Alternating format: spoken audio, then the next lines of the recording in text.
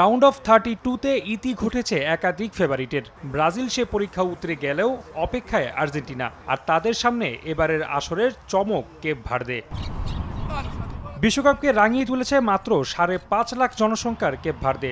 অঘটন নয়, পাতা ফাঁদে আসছে সাফল্য। গ্রুপ পর্বে 2 ম্যাচে ক্লিনশিট, গোল হজম মাত্র 2টি।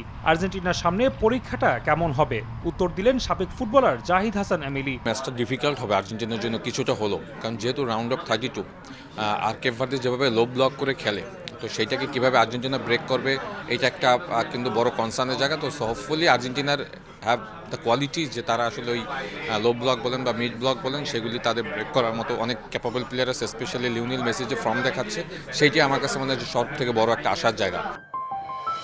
রাউন্ড অফ 32-তে ব্রাজিলকে একই ফাঁদে আটকানোর চেষ্টা করে জাপান। প্রথমার্ধে এসেছিল সাফল্য, তবে বিরতির পর সেটা আর ধরে রাখতে পারেনি দলটি। আঞ্চলতির পাল্টা কৌশলে হারতে হয় 2-1 ব্যবধানে। ডিফেন্ডার তবু বর্মনের মতে ব্রাজিলের মতো একই পদ্ধতি অনুসরণ করতে পারে আর্জেন্টিনা। ফোটানোর ঝামেলা ছাড়াই নিরাপদ পানির জন্য ঘরে আনুন পিওরিট। কল করুন 16627।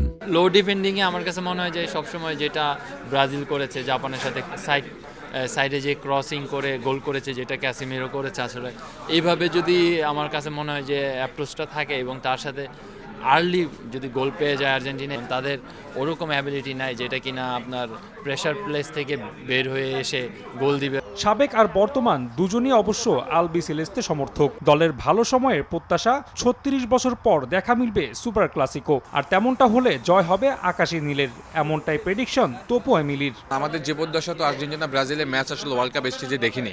আমি খুবই চাই যে ব্রাজিল এবং আর্জেন্টিনা এই ওয়ার্ল্ড কাপে তাদের একটা ম্যাচ হোক যেটা তারা একে অপরকে ফেস করুক।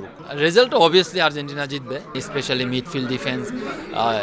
যদি আপনি মেসির পারফরমেন্স দেখেন, তো সবকিছু মিলিয়ে আমার কাছে আর্জেন্টিনাকেই ফেভারিট মনে হচ্ছে। নিজেদের সব বাধা উতরালে সেমিফাইনালে মুখোমুখি হবে ব্রাজিল ও আর্জেন্টিনা, সেই অপেক্ষাতেই ফুটবল বিশ্ব। রাফি আমিন, সময় সংবাদ, ঢাকা।